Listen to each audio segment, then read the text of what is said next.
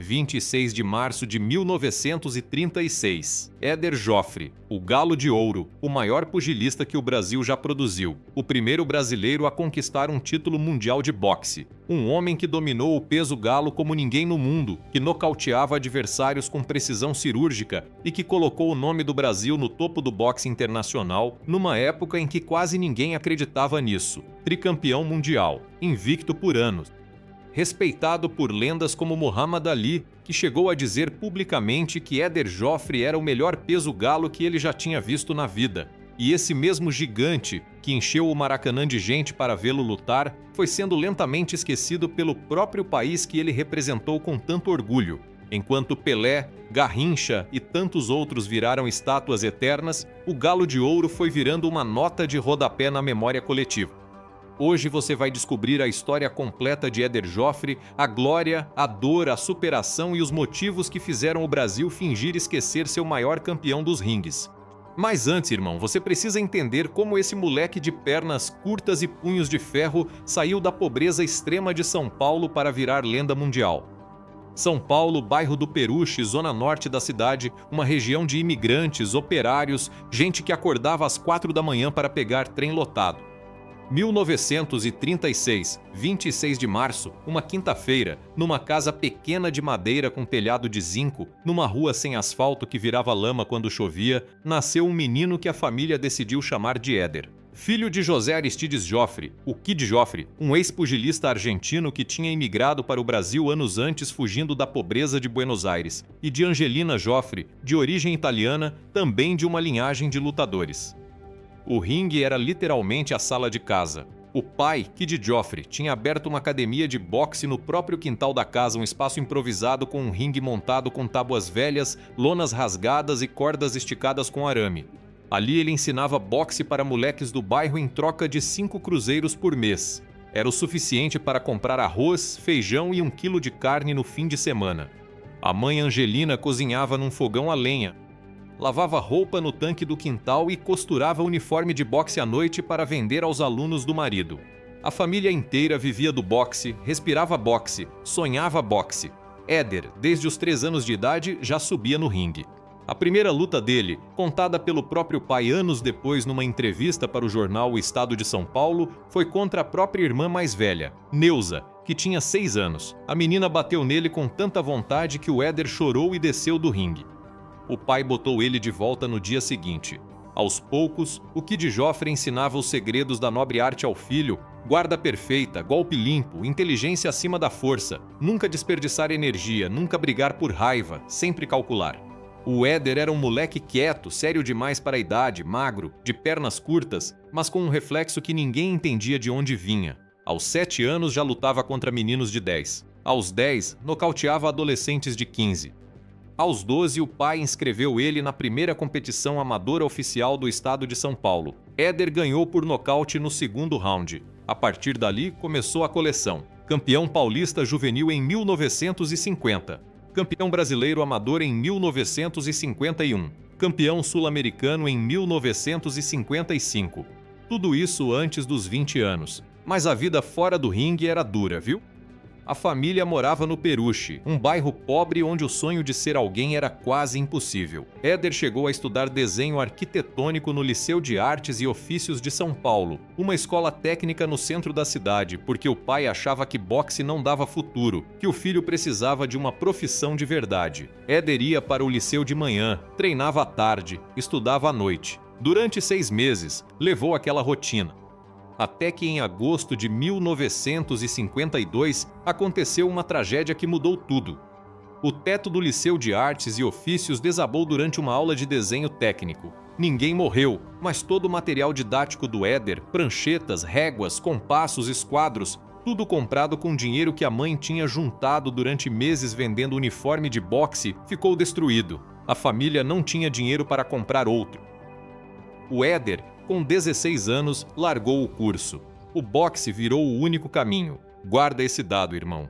Enquanto o Brasil inteiro vivia o futebol como religião, enquanto o Maracanã lotava para ver Garrincha e Pelé, Enquanto a Rádio Nacional transmitia jogo de futebol todos os domingos, Éder Joffre subia nos ringues amadores do Pacaembu, do Ibirapuera, de clubes italianos da Mooca, de associações portuguesas do Brás, lutando por troféu de bronze e medalha de latão. Colecionava títulos paulista, brasileiro, sul-americano, e em 1956 aconteceu o momento mais importante da carreira amadora dele. As Olimpíadas de Melbourne, Austrália, dezembro de 1956. Éder Joffre, com 20 anos, foi convocado para representar o Brasil no boxe, categoria peso galo, até 54 quilos. A delegação brasileira era pequena, só 3 pugilistas, e o governo não tinha dinheiro para pagar passagem de avião. Foram de navio. 22 dias de viagem. Éder enjoou tanto que perdeu 3 quilos durante a travessia. Chegou em Melbourne uma semana antes da competição, fraco, pálido, sem treino adequado. Mesmo assim, passou da primeira fase, nocauteou um argentino no sexto round, ganhou de um australiano nos pontos. Chegou até as semifinais, perdeu para um russo chamado Vladimir Safronov, que depois ganhou a medalha de prata. Éder voltou para o Brasil sem medalha, mas com uma coisa mais importante, a certeza de que podia brigar de igual para igual com os melhores do mundo. Em 1957, com 21 anos, Éder Joffre virou profissional. A primeira luta foi no ginásio do Pacaembu, em São Paulo, contra um boxeador local chamado Raul Lopes, que tinha cartel de 8 vitórias e 2 derrotas. Éder nocauteou ele no primeiro round com um direto de esquerda que quebrou o nariz do adversário. Ganharam 300 cruzeiros pela luta.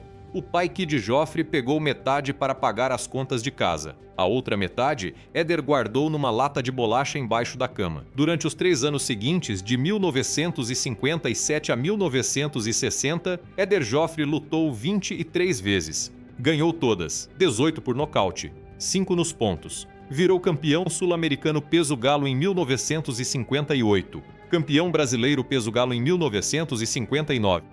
E em 1960, chegou a chance que mudou a vida dele para sempre. A luta pelo título mundial, dia 18 de novembro de 1960, sexta-feira, estádio do Maracanã, Rio de Janeiro. Éder Joffre versus Eloy Sanches, mexicano, campeão mundial peso galo pela NBA, National Boxing Association, uma das principais entidades do boxe mundial na época. A luta estava marcada para as 9 da noite. O Maracanã, que normalmente era palco de futebol, montou um ringue no meio do campo. Venderam 32 mil ingressos. O Brasil inteiro parou para ouvir no rádio. A Rádio Nacional transmitiu ao vivo com narração de Geraldo José de Almeida. Éder entrou no ringue às 9h15 da noite. Pesava 53 quilos e 800 gramas. Estava com short azul, luvas vermelhas, uma toalha branca no ombro. O pai Kid Joffre estava no corner dele, junto com o preparador físico e um médico.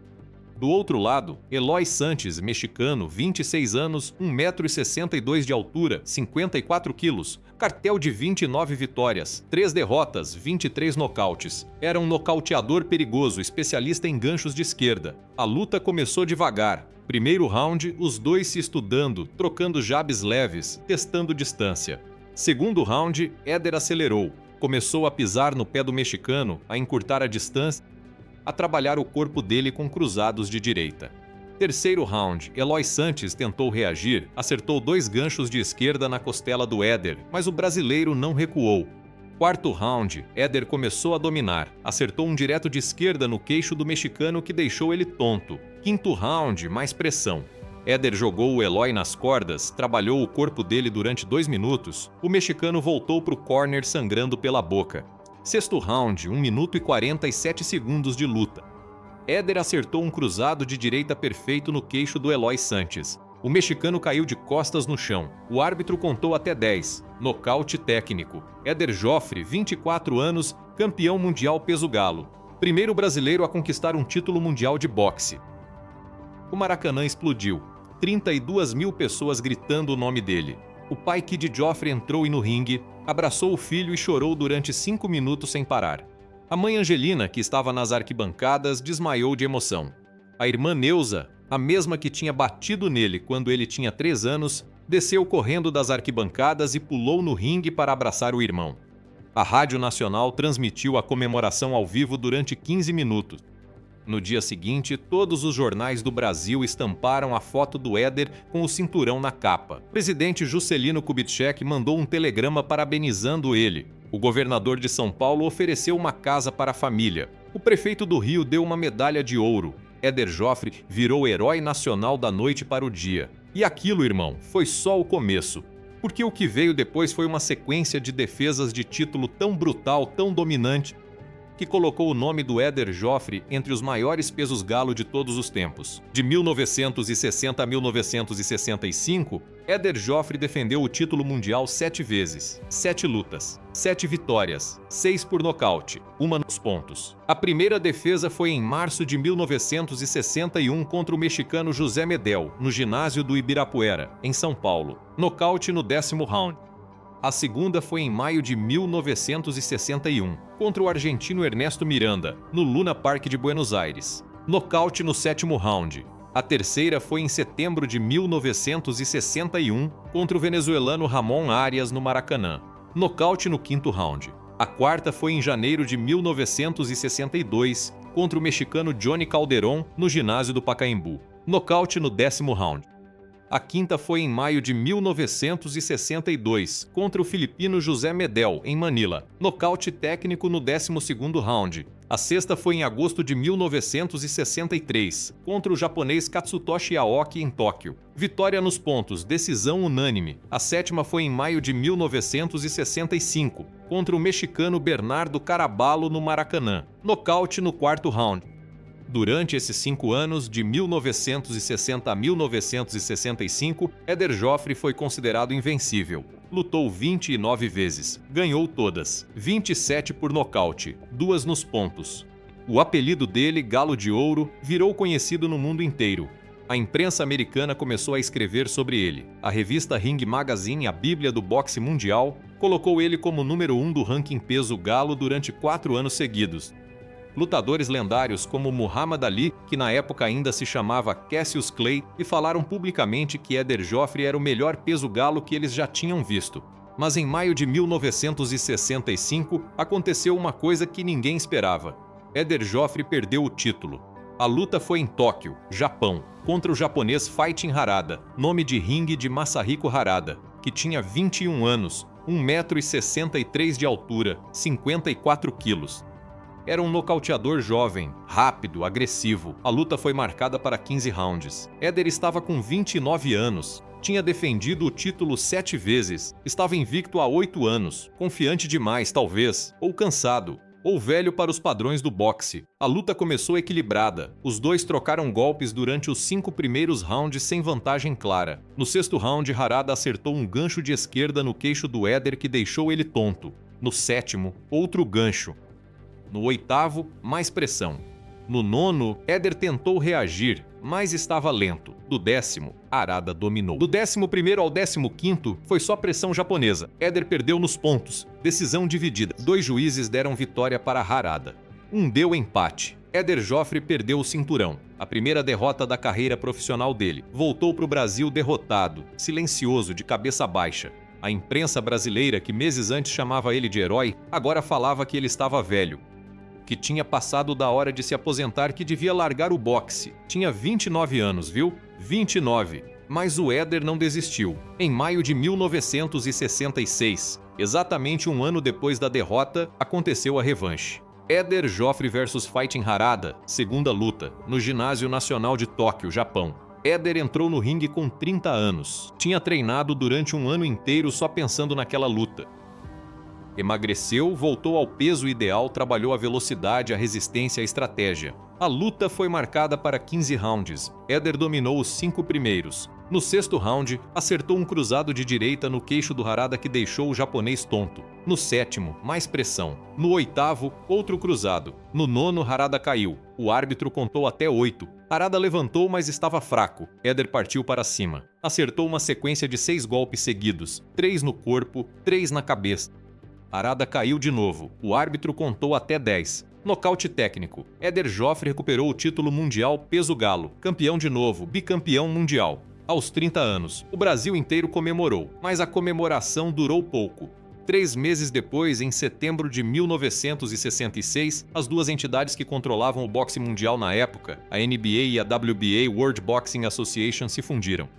A WBA decidiu que ia ter uma luta de unificação entre Éder Joffre e o campeão deles, o mexicano José Medel. A luta aconteceu em novembro de 1966, no ginásio do Pacaembu, São Paulo. Éder ganhou nos pontos, decisão unânime. Virou campeão unificado peso galo, tricampeão mundial, mas o corpo já não era o mesmo. 30 anos de boxe desde os 3 anos de idade, 27 anos de treino pesado, 10 anos de carreira profissional. As mãos começaram a doer.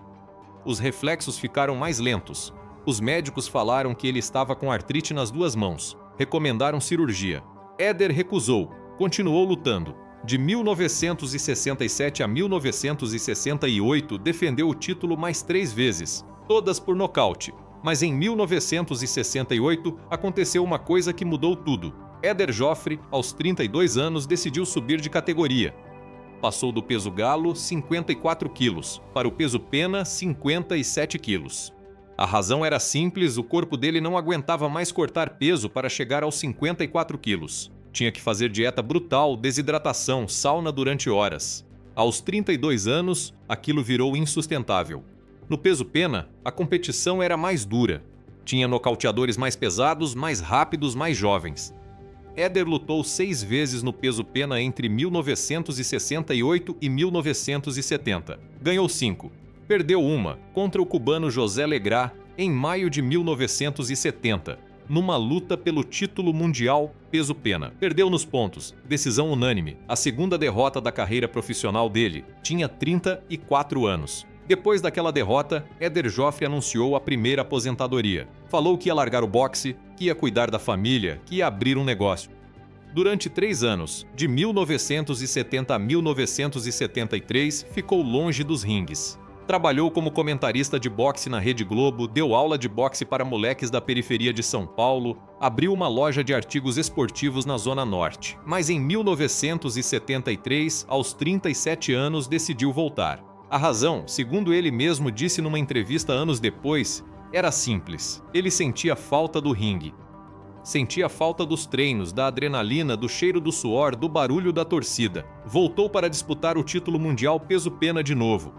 A luta foi marcada para outubro de 1973, contra o venezuelano Ernesto Marcel, campeão mundial peso pena pela WBA. A luta aconteceu em Brasília, no ginásio Nilson Nelson. Éder tinha 37 anos, Marcel tinha 23, 14 anos de diferença. A luta foi dura, equilibrada, violenta.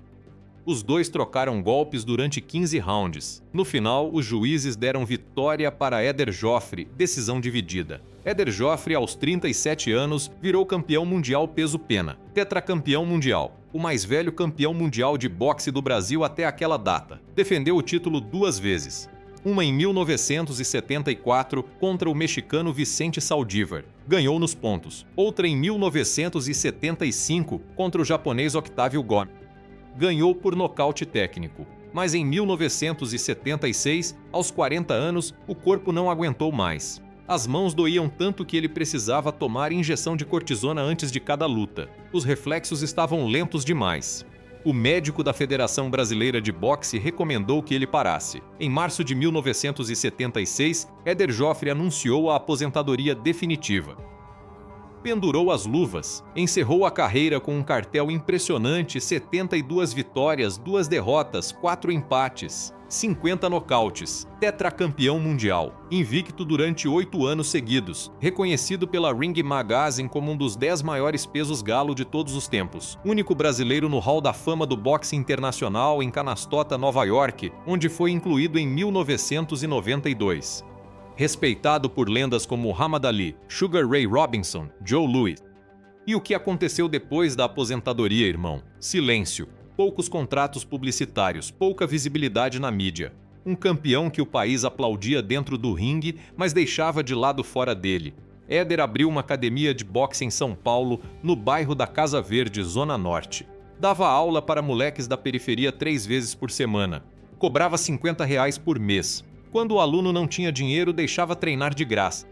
Trabalhou como comentarista esportivo em algumas emissoras pequenas. Participou de alguns eventos de homenagem, ganhou algumas medalhas, alguns troféus, mas nunca virou garoto propaganda de marca grande, nunca teve estátua em praça pública, nunca teve nome de rua importante, nunca teve reconhecimento popular do nível de Pelé, Garrincha, Ayrton Senna. Por quê? Suscríbete se você está gostando desse vídeo, irmão, porque tem muito mais por trás dessa história. Os filhos dele mesmo lamentaram em entrevistas. O pai era reconhecido no mundo inteiro, mas no Brasil parecia um detalhe. Um herói que o Brasil fingiu esquecer. Então me diz, irmão, por que um país que ama tanto seus ídolos decidiu virar as costas para o maior pugilista da sua história?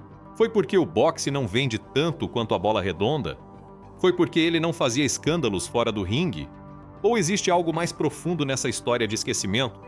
A resposta está num conjunto de fatores que se juntaram ao longo dos anos. Primeiro fator, cultural. O Brasil sempre foi um país de futebol. Desde os anos 1920, o futebol dominou o imaginário popular brasileiro. Pelé, Garrincha, Romário, Ronaldo, todos viraram ídolos nacionais porque jogavam o esporte que todo brasileiro jogava na rua, no campinho, na praia. O boxe, por outro lado, sempre foi um esporte de elite nos clubes ou de gueto nas academias de periferia. Nunca teve penetração popular da mesma forma. Segundo fator, midiático. A Rede Globo, que desde os anos 1960 dominou a televisão brasileira, nunca deu espaço significativo para o boxe. Transmitia futebol todos os domingos, mas boxe só de vez em quando, em horários ruins, sem narração emocionante, sem construção de ídolos. Éder Joffre lutou em uma época onde a televisão ainda estava se estabelecendo. As lutas dele eram transmitidas mais pelo rádio. E quando a TV finalmente se consolidou, o boxe já tinha perdido espaço. Terceiro fator, econômico. O boxe brasileiro nunca teve investimento forte. Não tinha patrocinador grande, não tinha federação organizada, não tinha plano de marketing para construir ídolos. Éder Joffre, mesmo sendo campeão mundial, lutava por bolsas pequenas comparadas aos boxeadores americanos da época.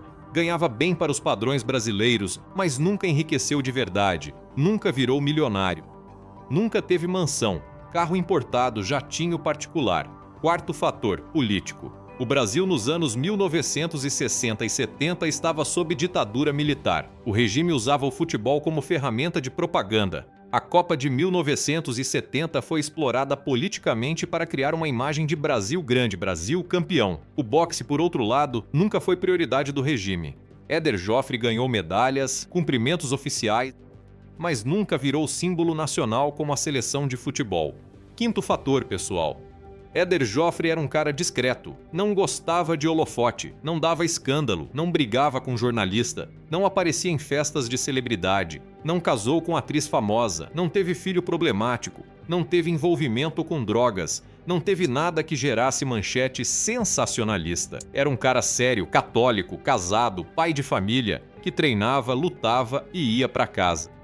E isso, ironicamente, prejudicou a construção da lenda dele na mídia brasileira, porque a mídia brasileira sempre gostou mais de polêmica do que de competência. E Éder Joffre era só competência. Sexto fator, familiar.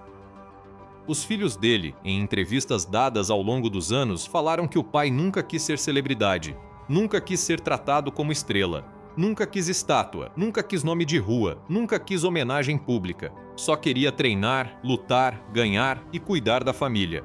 E essa humildade dele, bonita do ponto de vista moral, acabou sendo um tiro no pé do ponto de vista de legado.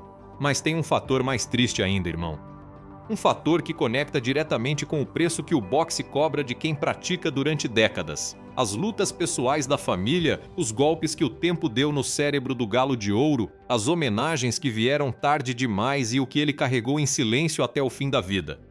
Nos anos 2000, Éder Joffre começou a apresentar sintomas de uma condição neurológica conhecida como encefalopatia traumática crônica, a mesma doença que atinge muitos boxeadores que levaram golpes na cabeça durante anos. Os sintomas começaram devagar: esquecimento de nomes, dificuldade para lembrar datas, tremor nas mãos, dificuldade para andar. Em 2005, aos 69 anos, Éder foi diagnosticado oficialmente com demência pugilística, uma forma de demência causada por traumas repetidos no crânio. Os médicos explicaram para a família que não tinha cura, que ia piorar com o tempo, que ele ia perder a memória, a coordenação motora, a capacidade de falar. E foi exatamente isso que aconteceu. De 2005 a 2022, Éder Joffre foi perdendo a lucidez aos poucos. Parou de dar aula na academia, parou de sair de casa, parou de reconhecer amigos. Em 2010, já não lembrava mais o nome dos netos. Em 2015, não conseguia mais andar sozinho. Precisava de cadeira de rodas. Em 2020, aos 84 anos, já não falava mais, só olhava. A esposa dele, Janira Joffre, com quem ele foi casado durante 60 anos, cuidou dele até o fim. Os filhos também. Mas nenhuma entidade de boxe do Brasil deu suporte financeiro significativo. Nenhuma federação pagou o tratamento. Nenhum patrocinador antigo apareceu para ajudar. O maior campeão de boxe que o Brasil já teve passou os últimos 10 anos da vida numa cadeira de rodas, sem falar, sem lembrar, sem reconhecer quase ninguém. E o Brasil, que aplaudiu ele no Maracanã em 1960, que colocou a foto dele na capa de jornal, que chamou ele de herói nacional, simplesmente seguiu em frente. Dia 2 de outubro de 2022, domingo, 6 da manhã, na casa de Éder Joffre, em São Paulo, bairro da Casa Verde, Zona Norte, o Galo de Ouro morreu dormindo, aos 86 anos. Causa oficial, falência múltipla de órgãos. Causa real, uma vida inteira de golpes na cabeça. O velório foi no ginásio do Pacaembu, o mesmo lugar onde ele tinha lutado tantas vezes. Foram umas 200 pessoas. Alguns ex-lutadores, alguns jornalistas velhos, os filhos, os netos, a esposa. A Confederação Brasileira de Boxe mandou uma coroa de flores. A Prefeitura de São Paulo mandou uma nota oficial de pesar. A Rede Globo fez uma matéria de 3 minutos no Jornal Nacional. E no dia seguinte, o Brasil seguiu em frente de novo. Mas aí vem a pergunta que não quer calar, irmão. Se o Éder Joffre tivesse sido jogador de futebol em vez de boxeador, teria sido esquecido desse jeito? Se ele tivesse ganhado Copa do Mundo em vez de cinturão de boxe, teria morrido sem reconhecimento popular? Claro que não. Teria estátua em 3 cidades. Teria nome de estádio. Teria documentário na Netflix. Teria homenagem todo ano. Mas ele escolheu o boxe. E o Brasil, culturalmente, nunca amou o boxe da mesma forma. E isso, irmão, é uma injustiça histórica, porque Éder Joffre foi tão dominante no boxe quanto Pelé foi no futebol. Foi tão lendário quanto Ayrton Senna foi na Fórmula 1. Foi tão decisivo quanto Guga foi no tênis. Mas ao contrário deles, Éder Joffre virou nota de rodapé, virou curiosidade de quiz, virou nome que só os velhos lembram. E a culpa não é dele, a culpa é nossa. Do país que não soube honrar seu próprio herói, do país que aplaude quando convém e esquece quando não dá ibope, do país que ama ídolo de futebol e ignora campeão de boxe, do país que constrói estátua para jogador mediano e deixa a lenda morrer no esquecimento. Hoje, em 2025, 3 anos depois da morte dele, quantas pessoas no Brasil conhecem a história completa de Éder Joffre? Quantos jovens de 20 anos sabem quem ele foi? Quantos moleques da periferia, que treinam boxe hoje em academias improvisadas, sabem que o maior pugilista brasileiro de todos os tempos saiu de uma casa de madeira da Zona Norte de São Paulo? Poucos, pouquíssimos, e isso precisa mudar. Porque a história de Éder Joffre não é só a história de um lutador, é a história de um país que não sabe valorizar seus heróis quando eles não jogam futebol. É a história de um Brasil que esquece rápido e homenageia tarde.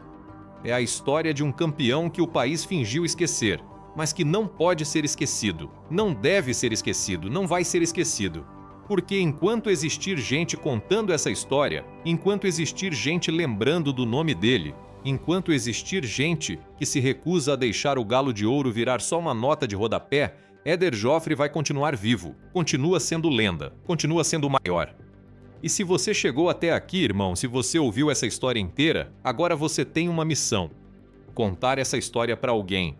Falar do Éder Joffre para um amigo, para um primo, para um filho. Mostrar um vídeo, mostrar uma foto, mostrar uma luta antiga no YouTube. Porque a memória de um campeão não morre quando ele morre. Morre quando a gente para de falar dele. E o Galo de Ouro merece mais do que isso, merece muito mais. Suscríbete se você gostou desse vídeo, irmão. E me diz aí nos comentários, você conhecia a história completa do Éder Joffre? Você acha que o Brasil deveria homenagear ele mais? Você acha que o boxe brasileiro merecia mais reconhecimento? Deixa a tua opinião aí embaixo e compartilha esse vídeo, porque essa história precisa ser contada, precisa ser lembrada, precisa ser honrada. Éder Joffre, o Galo de Ouro, o maior campeão que o Brasil fingiu esquecer, mas que a gente não vai esquecer nunca. A história que você acabou de ouvir, irmão, é só a superfície. Porque por trás dos nocautes, dos títulos, das lutas históricas, existe uma camada mais profunda na vida de Éder Joffre que quase ninguém conhece. Uma camada que envolve sacrifícios que vão muito além do ringue, decisões que mudaram o destino de uma família inteira e segredos guardados durante décadas. E para entender essa camada, você precisa voltar para o começo de novo.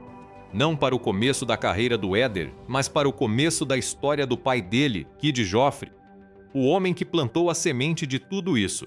Buenos Aires, Argentina, 1905, bairro de La Boca, região portuária pobre, dominada por imigrantes italianos e espanhóis que tinham chegado na América do Sul fugindo da fome da Europa. Ali nasceu José Aristides Joffre, filho de um estivador italiano chamado Giuseppe Joffre e de uma costureira espanhola chamada Carmen Álvares. O Giuseppe morreu quando José Aristides tinha 7 anos, atropelado por uma carroça puxada por cavalos na frente do porto. A mãe Carmen, sozinha com 4 filhos, começou a trabalhar 16 horas por dia costurando roupa para a fábrica. Não tinha dinheiro para comida. Os meninos passavam fome. José Aristides, o mais velho dos 4, começou a trabalhar aos 8 anos vendendo jornal na rua. Aos 10, vendia frutas numa feira de La Boca. Aos 12, descobriu o boxe. Tinha uma academia improvisada num galpão perto do porto, um lugar onde os estivadores iam depois do trabalho para treinar, para brigar, para descarregar a raiva da vida dura. O dono da academia, um ex-pugilista italiano chamado Antonio Moretti, deixava os moleques entrarem de graça se eles ajudassem a limpar o lugar. José Aristides limpava o chão, lavava as luvas, enrolava as bandagens. E quando todos iam embora, ficava sozinho no ringue treinando sombra, imitando os golpes que tinha visto os adultos fazer. Aos 15 anos, fez a primeira luta amadora. Ganhou por nocaute no segundo round. Aos 16, já lutava profissionalmente. Aos 18, tinha um cartel de 20 vitórias e 3 derrotas. O apelido que deram para ele foi Kid Joffre, porque era jovem, rápido, agressivo. Mas em 1924, quando José Aristides tinha 19 anos, aconteceu uma tragédia que mudou tudo. Numa luta em Buenos Aires, ele acertou um gancho de esquerda no queixo do adversário, um argentino chamado Carlos Mendoza. O Mendoza caiu, bateu a cabeça no chão do ringue e não levantou mais. Morreu 3 dias depois no hospital. O Kid Joffre foi absolvido pela justiça argentina. A morte foi considerada acidente esportivo, mas ele nunca se perdoou. Largou o boxe profissional. Pegou o dinheiro que tinha juntado, comprou uma passagem de navio e fugiu da Argentina. Desembarcou no Brasil em março de 1925, no Porto de Santos, São Paulo. Tinha 20 anos, falava espanhol misturado com italiano, não conhecia ninguém.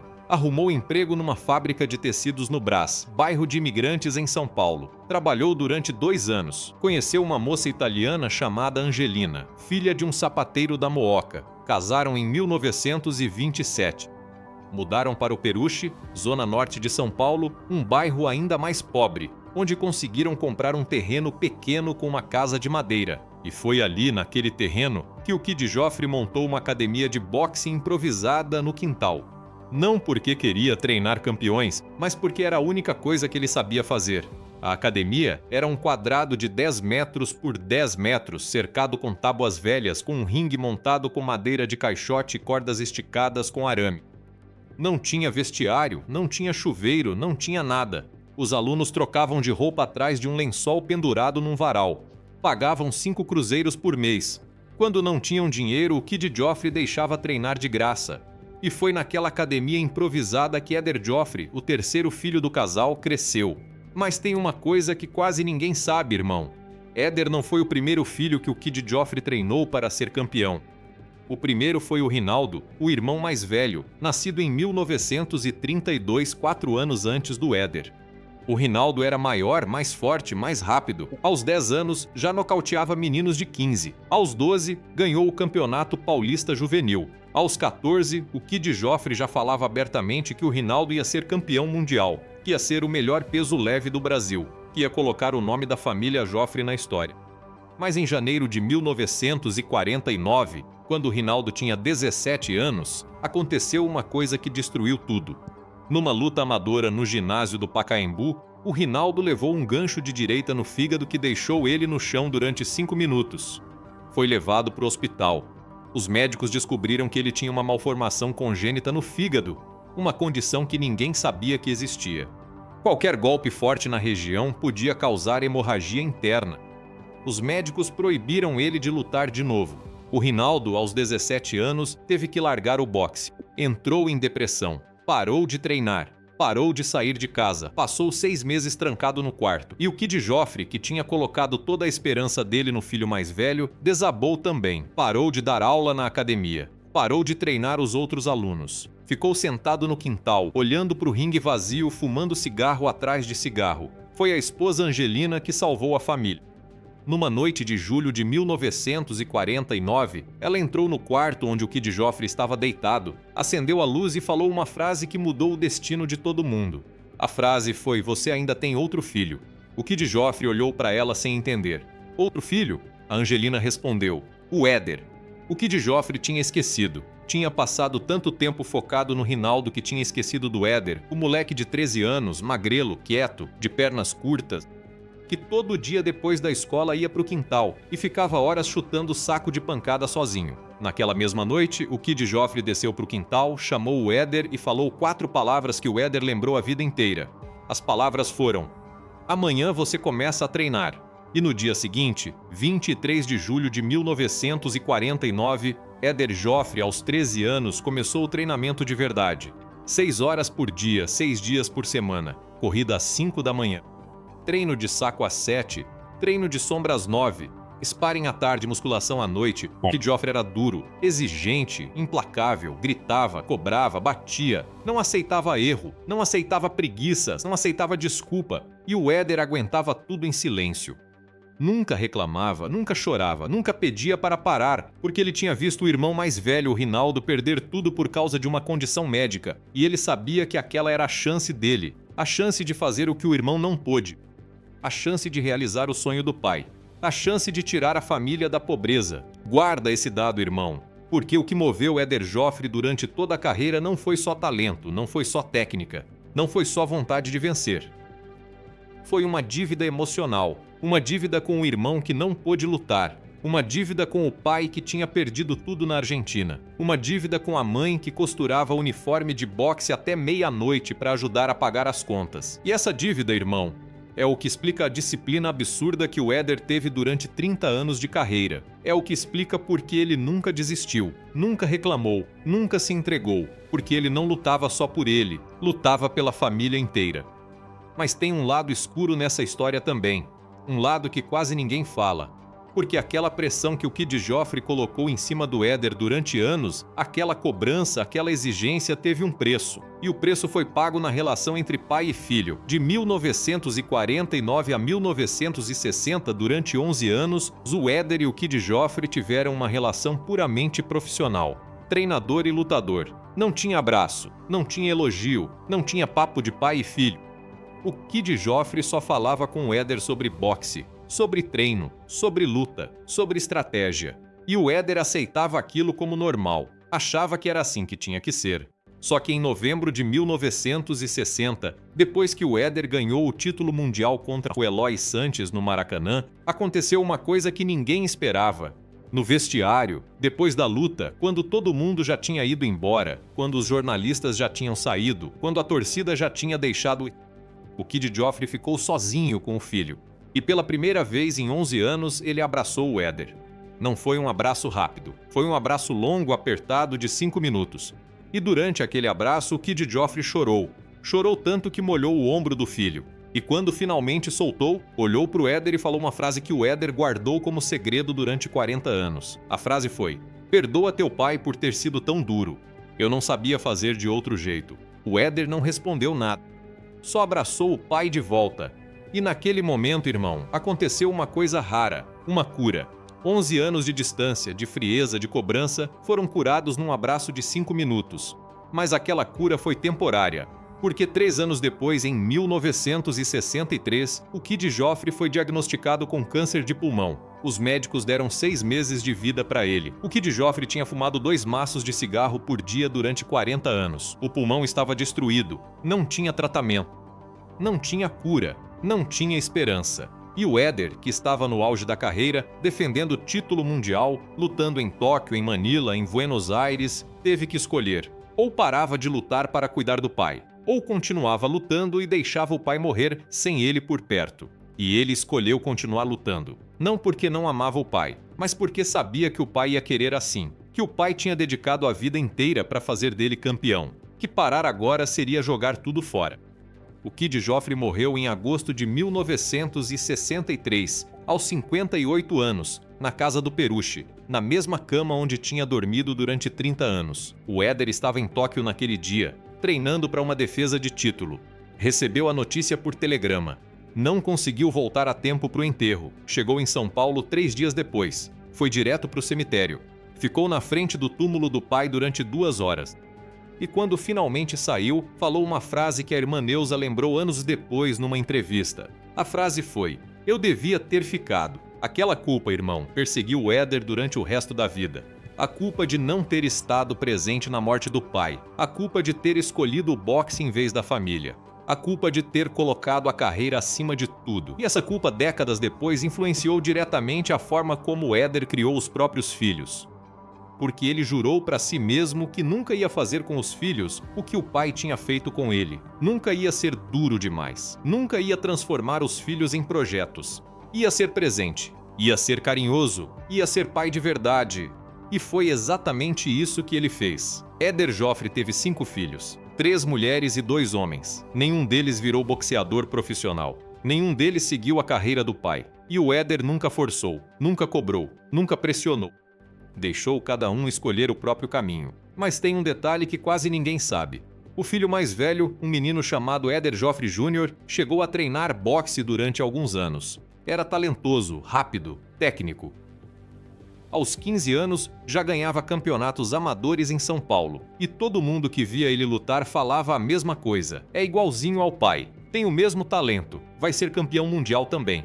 Mas em 1982, quando o Éder Jr. tinha 18 anos, ele entrou no escritório do pai e falou uma frase que mudou tudo. A frase foi: "Pai, eu não quero ser boxeador." O Éder pai ficou em silêncio. Não gritou, não cobrou, não pressionou. Só perguntou: "Por quê?" E o filho respondeu: "Porque eu não quero viver com a pressão de ser filho do Éder Joffrey." Aquela resposta, irmão, doeu no Éder mais do que qualquer soco que ele tinha levado na carreira inteira.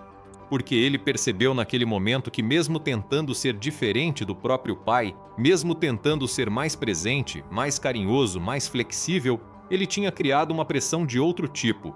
A pressão do sobrenome, a pressão de ser filho de uma lenda. A pressão de carregar um nome que todo mundo esperava ver nos ringues de novo. E o Éder, naquele dia, tomou uma decisão. Olhou para o filho e falou: "Então não seja, seja o que você quiser." O Éder Jr. largou o boxe, estudou administração, abriu uma empresa de consultoria, casou, teve filhos e nunca mais voltou para o ringue. E o Éder pai respeitou aquilo até o fim da vida. Nunca reclamou, nunca cobrou, nunca falou que o filho tinha desperdiçado o talento. Porque ele sabia que forçar um filho a seguir o caminho do pai era repetir o erro que o próprio pai tinha cometido. Mas a imprensa brasileira, irmão, não perdoou. Começaram a escrever matérias dizendo que o filho do Éder Joffrey tinha desistido do boxe, que tinha desperdiçado o talento, que tinha decepcionado o pai, que a dinastia Joffrey tinha acabado. E aquilo, aos poucos, foi corroendo a imagem pública do Éder. Porque no Brasil, irmão, o povo adora uma dinastia. Adora ver filho seguindo o caminho do pai, adora continuidade. E quando isso não acontece, o povo cobra. E o Éder Joffrey, que já era discreto, que já evitava holofote, foi se afastando ainda mais da mídia. Parou de dar entrevista, parou de aparecer em evento, parou de aceitar homenagem. E o Brasil, que já não dava tanta atenção pro boxe, foi esquecendo dele ainda mais rápido. Mas tem uma coisa mais profunda ainda nessa história, irmão. Uma coisa que conecta com o título desse vídeo. Porque o Brasil fingiu esquecer o Éder Joffrey. Não foi só porque o boxe não era popular. Não foi só porque ele era discreto. Não foi só porque o filho não seguiu a carreira. Foi por uma razão mais estrutural, mais cultural, mais enraizada na forma como o Brasil constrói seus heróis. No Brasil, irmão, herói esportivo tem que ter 3 características. Primeira, tem que jogar um esporte popular. Futebol, vôlei, talvez Fórmula 1. Segunda, tem que ter carisma midiático. Tem que saber falar bem, tem que dar manchete, tem que gerar ibope. Terceira, tem que ter narrativa de superação que se encaixa no imaginário popular. Pobreza, racismo, superação espetacular, final feliz. O Éder Joffre tinha a terceira característica. Saiu da pobreza extrema de São Paulo, virou campeão mundial, colocou o Brasil no topo do boxe internacional. Mas faltava a primeira e a segunda. O boxe nunca foi popular no Brasil. E o Éder nunca foi carismático do jeito que a mídia brasileira gosta. Ele era sério, técnico, profissional. Não dava frase de efeito, não criava polêmica, não brigava com jornalista. E isso no Brasil não vende, não gera manchete, não constrói legado midiático. E sem legado midiático, irmão, não importa quantos títulos você ganhe, não importa quantos recordes você quebre, não importa quantas vezes você represente o país lá fora, você vai ser esquecido, vai virar curiosidade, vai virar resposta de quiz, vai virar nome que só os velhos lembram. E foi exatamente isso que aconteceu com o Éder Joffre. Nos anos 90, quando ele já estava aposentado há quase 20 anos, começaram a surgir algumas homenagens. Em 1992, foi incluído no Hall da Fama do Boxe Internacional, em Canastota, Nova York. Foi o primeiro brasileiro a receber aquela honra. A cerimônia foi transmitida nos Estados Unidos. Muhammad Ali estava presente. Sugar Ray Leonard também. Os dois abraçaram o Éder. Falaram publicamente que ele era uma lenda, que era um dos maiores pesos galo de todos os tempos, mas no Brasil, irmão, a notícia saiu em meia dúzia de jornais. A Rede Globo deu 30 segundos no Jornal Nacional. E no dia seguinte, ninguém mais falava sobre isso. Em 1999, a revista Ring Magazine, a Bíblia do Boxe Mundial, publicou uma lista dos 100 maiores lutadores do século XX. O Éder Joffre ficou em 37º lugar, à frente de nomes como Carlos Monzon, Wilfred Benítez, Marvin Hagler. Foi o único brasileiro na lista. E a notícia no Brasil saiu em 2 ou 3 sites esportivos. Nenhuma TV abriu matéria especial. Nenhum jornal fez reportagem de capa. Nenhum apresentador de programa esportivo falou sobre isso durante mais de 5 minutos. Em 2006, aos 70 anos, o Éder Joffre recebeu uma homenagem da Câmara Municipal de São Paulo. Deram uma medalha para ele, fizeram um discurso bonito, tiraram foto. E no dia seguinte, a vida seguiu. Nenhum canal de TV fez documentário sobre ele. Nenhuma produtora comprou os direitos da história dele para fazer filme. Nenhuma marca grande ofereceu contrato de publicidade. E o Éder, que nunca reclamou de nada, continuou dando aula na academia da Casa Verde, cobrando R$50 por mês, deixando os meninos sem dinheiro treinarem de graça. Mas em 2010, aconteceu uma coisa que expôs de vez a hipocrisia do Brasil em relação ao Éder Joffre. Naquele ano, a Rede Globo lançou uma campanha chamada Heróis do Esporte Brasileiro. Era um quadro especial do programa Esporte Espetacular, onde eles faziam matérias sobre grandes nomes do esporte nacional. Pelé, Ayrton Senna, Garrincha, Guga, Hortência, Oscar Schmidt. Fizeram 20 episódios e o Éder Joffre não foi incluído nenhuma vez. Não fizeram um episódio sobre ele, não chamaram ele para dar depoimento, não mostraram imagem das lutas dele, nada. E quando questionaram a produção do programa sobre a ausência do Éder Joffre, a resposta foi: a gente priorizou esportes com mais apelo popular. Aquela resposta, irmão, resume tudo. Resume como o Brasil trata seus heróis. Resume como o Brasil escolhe quem merece ser lembrado e quem merece ser esquecido. Resume como o Brasil decide que futebol é importante, que vôlei é importante, que Fórmula 1 é importante, mas que boxe é detalhe. E o Éder Joffre, quando soube daquela resposta, não falou nada publicamente, não reclamou, não processou, não deu entrevista revoltado, só continuou dando aula para os meninos da Casa Verde. Só continuou vivendo a vida simples que sempre viveu. Só continuou sendo o que sempre foi, um homem discreto, humilde, profissional, que nunca quis ser celebridade. Mas os filhos dele, irmão, não ficaram calados. Em 2011, a filha do Éder, que se chama Vera, deu uma entrevista para o jornal O Estado de São Paulo, onde falou uma frase que virou manchete. A frase foi: "Meu pai é reconhecido no mundo inteiro, menos no próprio país." Aquela frase repercutiu. Alguns sites esportivos fizeram matérias. Alguns jornalistas veteranos escreveram colunas criticando o esquecimento do Éder Joffre.